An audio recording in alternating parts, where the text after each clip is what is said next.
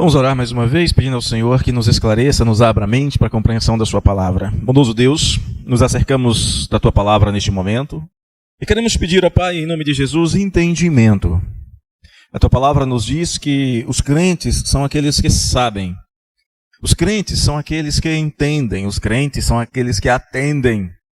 E é isso que nós queremos que o Senhor faça com a nossa mente, Senhor, que o Senhor nos faça compreender a tua palavra, entender a tua palavra e principalmente atender a sua palavra. O Senhor faz isso por meio do seu Espírito, edificando o nosso Espírito, e é o que nós queremos que o Senhor faça conosco hoje, aqui, neste lugar. Abençoe-nos, Deus. Te pedimos humildemente em nome de Jesus. Amém. Vamos abrir a palavra do Senhor na carta aos Hebreus, capítulo 10. Nós vamos ver 6 versos. Eu espero que a gente consiga analisar estes 6 versos de Hebreus, capítulo 10, versos 30 até o 35. A palavra do Senhor diz o seguinte: Ora, nós conhecemos aquele que disse: a mim pertence a vingança, eu retribuirei, e outra vez o Senhor julgará o seu povo. Horrível coisa é cair nas mãos do Deus vivo. Lembrai-vos, porém, dos dias anteriores em que, depois de iluminados, sustentastes grande luta e sofrimentos, expostos como em espetáculo, tanto de opróbrio quanto de tribulações. Ora, tornando-vos coparticipantes com aqueles que deste modo foram tratados, porque não somente vos compadecestes dos encarcerados, como também aceitastes com alegria o espólio dos vossos bens, tendo ciência de possuirdes vós mesmos patrimônio superior e durável.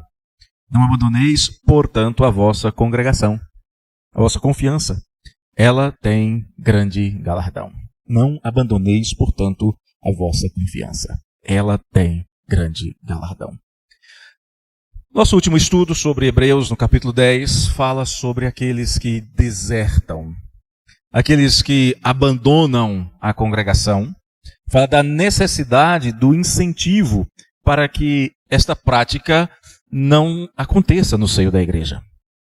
E hoje nós vamos continuar tratando sobre estas coisas, especialmente olhando agora para os atributos de Deus e os incentivos para que nós congreguemos. Primeiro, no verso de número 30, o autor aos Hebreus nos fala sobre o Deus que garante a inescapabilidade do julgamento sobre o pecado. A santidade de Deus não pode deixar o pecado impune.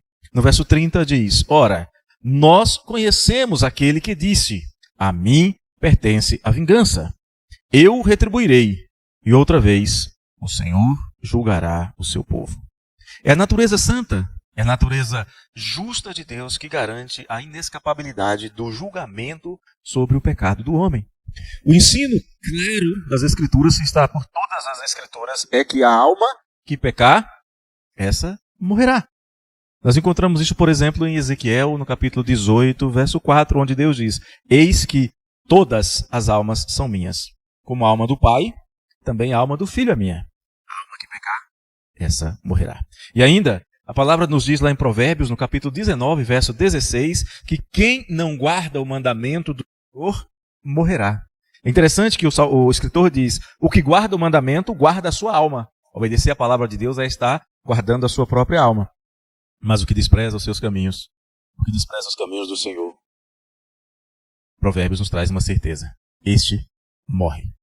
É óbvio que estas referências que nós encontramos aqui, elas não se limitam à morte física, embora incluam a morte física. Por que o homem morre? Porque é pecador. Mas para o crente, a sua esperança não se limita apenas a esta vida. Nós olhamos para as circunstâncias da vida e temos uma esperança superior.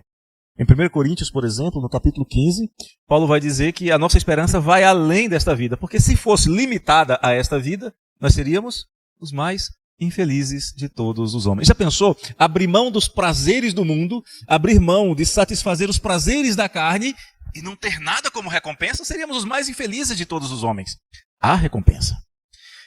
Mas, assim como a nossa esperança vai além dessa vida, a desgraça do ímpio vai muito, muito além do túmulo. Porque o seu destino é a morte eterna. O seu destino eterno é o lugar de tormento e angústias eternas, descrito na Bíblia como um lago que arde com fogo e enxofre. Quem já queimou o dedo ao riscar um fósforo sabe o tanto que fósforo e enxofre queimam e dói bastante. Imagine um lago ardente. Vemos isso em Apocalipse 21:8, falando de várias espécies de ímpios, como covardes, incrédulos, abomináveis, assassinos, impuros, feiticeiros, idólatras e mentirosos. Diz que a parte que lhes cabe será no lago que arde com fogo e enxofre, a saber, a segunda morte. Então, se o simples pecado, e simples aqui entre aspas, obviamente, que é inerente à natureza humana, que é praticado por aqueles que são sem Deus no mundo e por isso pecam sem lei, se o pecado é punido com gravidade, pecado de um furto ou qualquer outro tipo de pecado é punido com gravidade, imagine então qual é a gravidade do pecado cometido com consciência, com conhecimento e em rebelião deliberada contra o Senhor. E aqui o autor está falando do desertor, daquele que esteve na igreja, que foi iluminado pela palavra, que conheceu a verdade de Deus. O desertor é pior do que o idólatra animista lá na África, ou aqui no Brasil também, ou lá na Ásia, ou o indígena. É pior do que aqueles que nunca foram alcançados pelo Evangelho. Porque um dia o desertor teve conhecimento do sacrifício de Jesus. E movido por razões do coração, por emoções, por interesses, assumiu publicamente um compromisso com a igreja de Cristo. Confessando exteriormente crer em Cristo, mas sem crer verdadeiramente no seu coração. Como exige Romanos no capítulo 10, verso 10. Porque com o coração se crê para a justiça, e com a boca se confessa a respeito da salvação. É como se o desertor se juntasse, por exemplo, aos judeus e aos gentios que bateram em Jesus, que cuspiram em Jesus, que escarneceram de Jesus. Esse é o desertor que abandona a congregação. O desertor é pior do que o idólatra. Inclusive aquele que adora direta ou indiretamente a demônios. Em 1 Coríntios 10:20 diz que quem sacrifica ídolos é a demônios que eles sacrificam. Está lá em 1 Coríntios 10:20. O desertor é pior do que estes, porque profanam o sangue da nova aliança. Ele tomou parte de sacramentos exteriores, admitiu a purificação no sangue de Jesus e apostatou, querendo então com a sua incredulidade afirmar que o sangue de Jesus é ineficaz, o que é, sem sombra de dúvidas, uma blasfêmia contra o Filho de Deus. O desertor é pior do que o idólatra, pior do que o pior deles, porque ousa blasfemar, ultrajar o Espírito que manifesta a graça salvadora de Deus por meio de Jesus Cristo. Com sua atitude, o desertor menospreza, zomba, escarnece e trata com indignidade o Espírito de Deus. Nós conhecemos ex-satanistas, ex-idólatras, ex-tudo de ruim que ouviram a voz do Espírito e foram santificados. Um exemplo está em Efésios 4:28. Aquele que furtava, não furte mais. Antes trabalhe, fazendo com as próprias mãos o que é bom para que tenha com que acudir aos necessitados. Em Éfeso também uma multidão se converteu e queimou seus livros de feitiçaria. Mas o desertor não. O desertor vai de mal a pior. É como a porca lavada que volta ao lamaçal. Como o cachorro que volta ao seu próprio vômito. Tropeçando e servindo de pedra de tropeço. E merecendo um destino mais duro do que amarrar uma pedra gigantesca ao pescoço e lançar-se ao mar. Ser soterrado por um monte, diz em Oséias, e permanecer vivo e esmagado lá embaixo é mais suportável do que o destino reservado aos desertores. Mas a palavra nos diz que a santidade de Deus garante que haverá juízo sobre o seu pecado. Os irmãos querem comentar alguma coisa ou fazer alguma observação antes da gente prosseguir?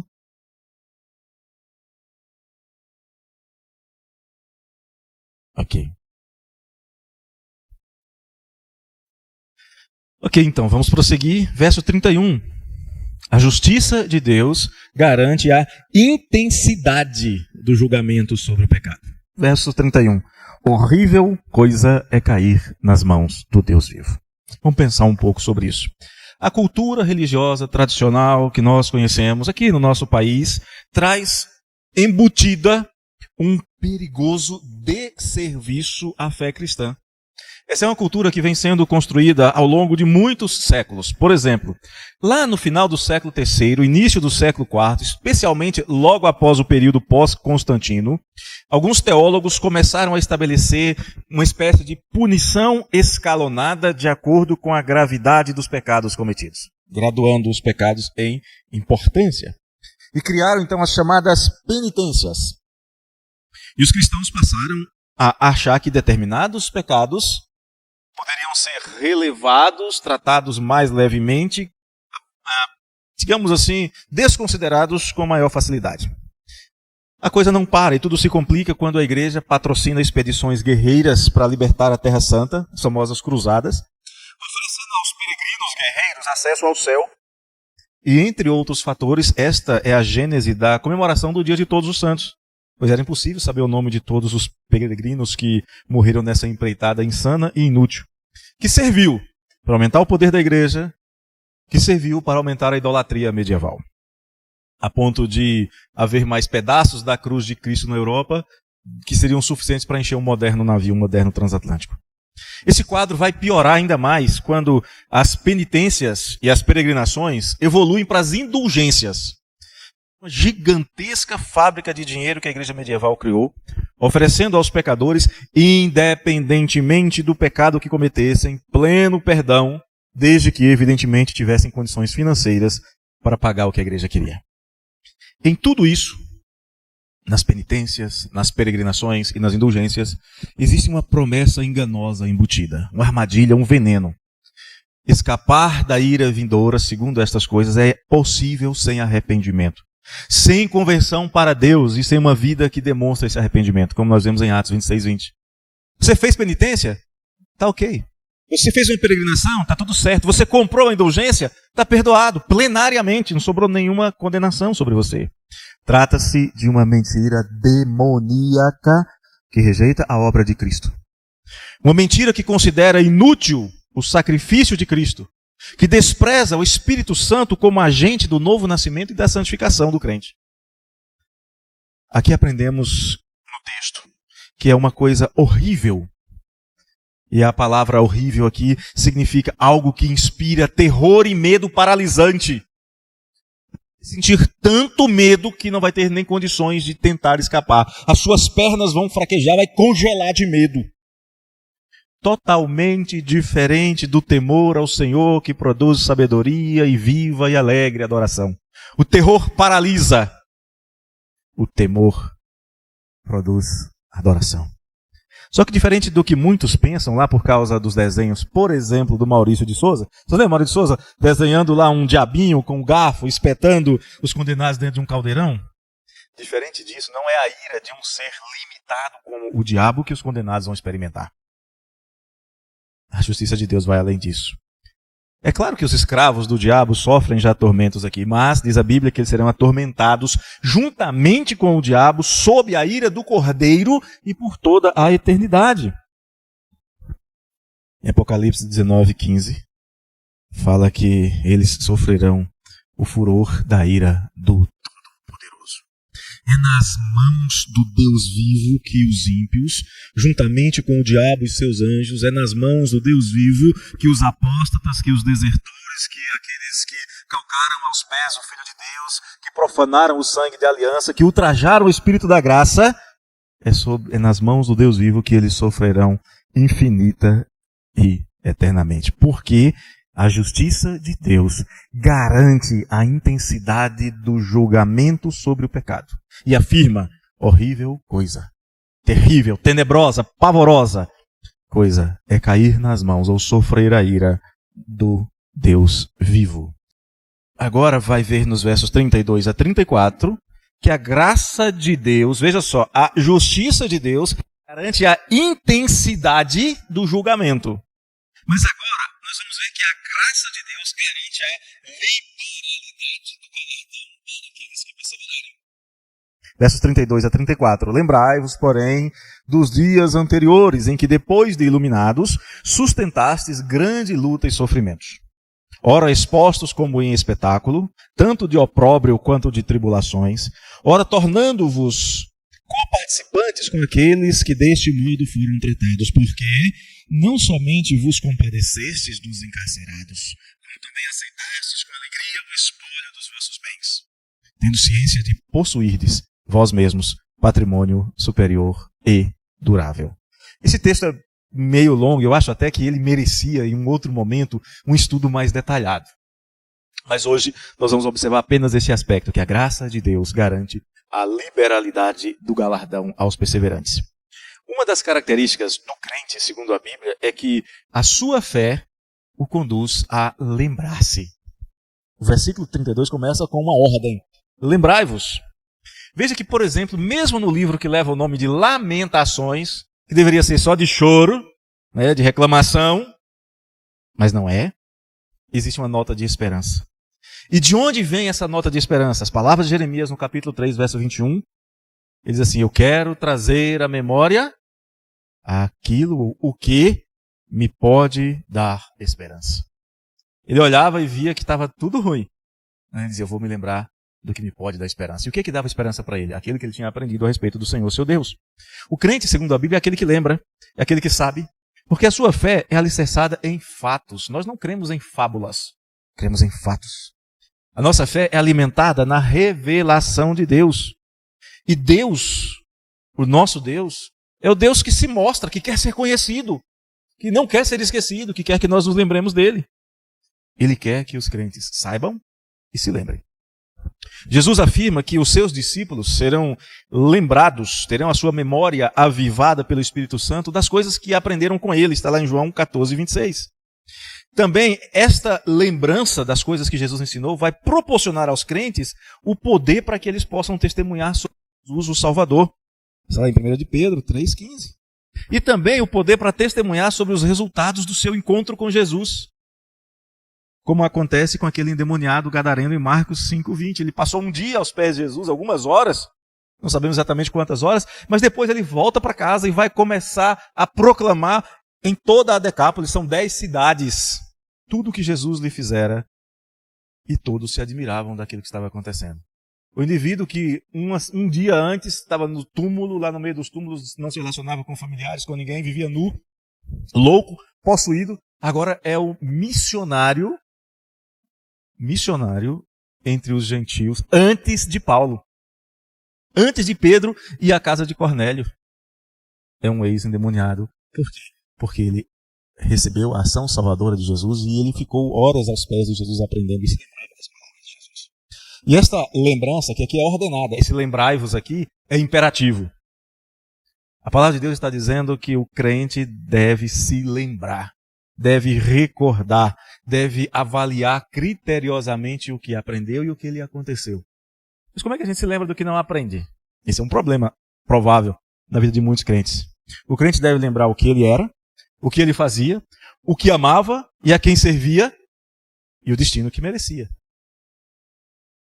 E se alguém acha que no dia que crê em Jesus, na hora que crê em Jesus, seus problemas acabam, é uma fé utilitária, é uma fé imediatista que a gente vê ser anunciada por aí. Veja só o que o autor diz aqui sobre aqueles que creram, depois que eles receberam a iluminação do Espírito Santo. Olha só o que acontece com eles. Sustentaram grande luta e sofrimentos. Foram expostos como em espetáculo, tanto de opróbrio, né, vergonha pública, quanto de tribulações. Ora, tornando-vos coparticipantes com aqueles que deste modo foram tratados. O texto fala de encarcerados e daqueles que perderam os seus bens por causa de Cristo. Os cristãos foram postos à prova, foram postos a uma dura prova da sua fé. E a sua fé, depois de provada, foi aprovada, foi confirmada pelo Senhor na forma de perseverança. É por isso que a graça de Deus garante a liberalidade do galardão para os perseverantes. Provação, luta, sofrimentos pela fé são intimamente relacionados com o movimento da salvação nas páginas das Escrituras. A Bíblia diz que é em meio às lutas que a fé é provada. Se a gente for lembrar de alguns dos grandes heróis da fé do Antigo Testamento, José, Daniel, Sadraque, Mesaque, Abednego. Lutas. Lutas e lutas. Até mesmo a transformação de Jacó em Israel. Luta. Tem gente que acha que não conseguir a nota numa prova que não estudou é provação. Tem gente que acha que não conseguir passar num concurso para o qual não se preparou é provação. Tem gente que acha que perder o emprego ao qual não se dedicou seja provação. Não. Não é disso que a Escritura fala. O nome disso é consequência. Segundo o texto que nós estamos lendo, provação é ser envergonhado publicamente por causa do Evangelho. Sofrer tribulação e angústia por causa da fé. A Bíblia fala em Hebreus 11, um pouco mais à frente nesse livro que nós estamos estudando, que alguns chegaram ao ponto de sofrer tendo seu sangue derramado, apedrejados, provados, cerrados ao meio, mortos ao fio de espada. Expulsos de casa, peregrinos, vestidos de peles de ovelhas e de cabras, necessitados, afligidos e maltratados, por causa da fé. Outros enfrentaram lutas, mas sem derramamento de sangue. Hebreus 12, 4. Fala que alguns na luta contra o pecado ainda não resistiram até o sangue, talvez ainda venham a resistir, ainda venham a enfrentar uma provação mais severa. Mas alguns também são desafiados a assistirem os santos que sofrem. Alguns perdem os seus bens. Alguns chegam a receber a inimizade dos próprios familiares, mas suportam tudo isso por saberem que existe uma recompensa muito maior. Para aqueles que viveram piedosamente e foram perseverantes. Para aqueles que foram iluminados e não pisotearam o Filho de Deus, que não profanaram o sangue da aliança, nem ultrajaram o Espírito da graça. Para esses, a graça de Deus garante a liberalidade do galardão. E que galardão é esse? Vão gozar de delícias perpétuas na presença do Senhor. Tem um salmo que tem falado muito, eu gosto muito de citar esse versículo, Salmo 16, 11, onde o salmista, olhando para o Senhor, falando com o Senhor, diz: Tu me farás ver os caminhos da vida. Na tua presença, a plenitude de alegria, na tua destra, delícias perpetuamente. Quer galardão melhor do que esse por ser perseverante servindo ao Senhor? Não pisotear o Filho de Deus, não profanar o sangue da aliança, nem ultrajar o Espírito da graça, não abandonar a congregação e não desertar. Viver na presença do Senhor com plenitude de alegria, usufruindo de delícias perpétuas. E é por isso que os fiéis e perseverantes enfrentam todos os obstáculos, até as inclinações do seu próprio coração. Perseveram firmes, como diz Tiago, no capítulo 5, verso 11. É esta recompensa eterna que o escritor chama aqui de patrimônio superior e durável. Por que é patrimônio superior? Cristo é superior a todas as coisas, tudo que ele dá é superior. E por que é durável? Porque assim como Cristo é eterno, o seu sacrifício tem efeito eterno, os seus benefícios também são eternos. E para concluir, alguma pergunta ou observação neste ponto? Tranquilo? Concluímos afirmando com base no verso 35 que a misericórdia de Deus proporciona um maravilhoso incentivo à perseverança.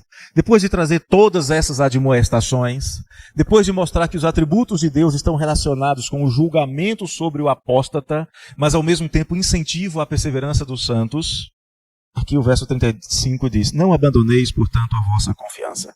Ela tem grande galardão. Qual é o conselho que a Bíblia dá para aqueles que estão desanimados? O que dizer para aqueles que estão pensando em abandonar a comunhão, ou talvez que já estejam nesse processo de abandono, e talvez não estejam nem percebendo que isso está acontecendo? Bom, se forem incrédulos, se não foram resgatados pelo sangue de Cristo, nenhum conselho vai adiantar. Porque vão sair fisicamente de onde jamais estiveram espiritualmente. Para esses, nenhum conselho adianta. A sua saída é só a manifestação visível de uma realidade invisível, de uma realidade espiritual. João fala sobre isso na primeira carta, capítulo 2, verso 19. Eles saíram do nosso meio, estavam. Entretanto, não eram dos nossos, porque se tivessem sido dos nossos, teriam permanecido conosco. Todavia, eles se foram para que ficasse manifesto que nenhum deles é dos nossos. Não estamos falando, obviamente, dos irmãos que, por alguma circunstância, precisam mudar de uma igreja. Estamos falando daqueles que abandonam a congregação, que abandonam a comunhão com o corpo de Cristo, com a igreja do Senhor. Quando Deus fala para lembrar, como mencionamos anteriormente, Ele está dando uma ordem. É para fazer. Mas aqui, quando Ele diz para não abandonar, trata-se de um verbo que significa: não joguem fora, não se despojem. É como se dissesse para um jogador do time de futebol: não tire a camisa do time. Não abra mão da sua confiança. Não abandonar aqui é um chamado à ação, à tomada de uma decisão seguida de uma atitude destemida. A decisão de perseverar. O crente não pode renunciar à sua confiança. A confiança aqui tem vários significados. E ela está inteiramente de acordo com o conteúdo da carta aos Hebreus. É como se Deus estivesse dizendo assim, você que é crente, você só tem uma atitude. O crente não pode tomar outra atitude. Você tem que se manter firme, sem ambiguidade, sem vacilos, sem fraquejar na sua confiança alegre e destemida em seu Senhor. Você tem que agir com coragem e com entusiasmo, porque você sabe que você está seguro. E você pode confessar abertamente a sua fé em Jesus Cristo mesmo em ambiente hostil. E lembremos, quando o escritor aos Hebreus escreveu esta carta, a igreja vivia num ambiente extremamente hostil, com cristãos sendo perseguidos, presos e mortos pelas forças governantes. O crente sabe que aquele que começou a boa obra não vai deixar a obra pela metade. Paulo escreve aos Filipenses no capítulo 1 e diz, eu estou plenamente certo de que aquele que começou boa obra em vós há de completá-la até amanhã, até ao dia de Cristo Jesus. O Senhor começa e o Senhor completa. Se o Senhor ensina aos crentes a planejarem uma construção, lembra que Jesus fala, planeje primeiro. Se você vai entrar numa guerra, planeje. Vai começar uma construção, planeje. Tiago fala, se você vai fazer uma viagem, planeje. É claro que ele também planejou cada detalhe. Planejou o lugar, planejou o momento exato da sua salvação, antes que houvesse dia. Antes que os tempos começassem, lá em Romanos 16, 25, Paulo diz, ora, há aquele que é poderoso para vos confirmar segundo o meu evangelho e a pregação de Jesus Cristo, conforme a revelação do mistério guardado em silêncio nos tempos eternos. Ele confirma hoje, mas a decisão foi tomada na eternidade. O crente sabe quem é o seu Senhor. O crente sabe quem é o seu Salvador. O crente o conhece porque crê. Paulo fala sobre isso de uma maneira muito pessoal e íntima ao escrever ao seu filho na fé, Timóteo, na sua segunda carta, capítulo 1, verso 12. Ele estava sofrendo, mas não se envergonhava desses sofrimentos. Ele diz assim, e por isto estou sofrendo estas coisas. O que o escritor dos Hebreus falava de perseguição, Paulo sofria. Todavia não me envergonho. Ele sofria opróbrio, mas não se envergonhava, pois eu sei em quem tenho crido, e estou certo de que Ele é poderoso para guardar o meu depósito até aquele dia. Ele está fazendo o que está aqui, ó, guardando firme a sua confissão, guardando firme a confissão da sua experiência. Mantendo firme, não abandonando a confiança, porque sabe que esta confiança tem grande galardão. Ele sabe disso porque sabe que o Senhor jamais permitirá que aqueles que nele creem, que aqueles que nele esperam, sofram vexame. Sejam envergonhados como quem diz, olha, confiou em Deus, mas Deus não fez nada por ele. Salmo 25, verso 3 diz, com efeito dos que em ti esperam, ninguém será envergonhado. É promessa de Deus. Envergonhados serão os que sem causa procedem traiçoeiramente. E esses vão receber o julgamento que nós já mencionamos. Os crentes vão receber galardão. Porque creem no nome do Senhor. E é em nome do Senhor que eles enfrentam todas essas provações, como Davi enfrentou o gigante Golias. Para aqueles que não é crente, eu tenho que dizer duas palavras. Tudo que você ouviu é verdade. Tudo que você ouviu é palavra de vida. A salvação só pode ser alcançada por meio de Jesus. E ainda que aqueles que sejam salvos tenham que enfrentar dificuldades, e às vezes dificuldades até em casa, Jesus diz em Mateus 10 que os inimigos dos homens serão os da sua própria casa. Se você não é crente, você deve crer. E crendo, confiar em Jesus. E confiando, perseverar. Pois a palavra de Deus diz, e isso vale para os crentes também. Aquele que crê e perseverar até o fim, este será salvo. Está em Marcos 13, 13. Jesus fala sobre provação, perseverança e galardão. Sereis odiados de todos por causa do meu nome. Isso é provação. Este será salvo. O que acontece com o que não perseverar? A antítese verdadeira, se perderá.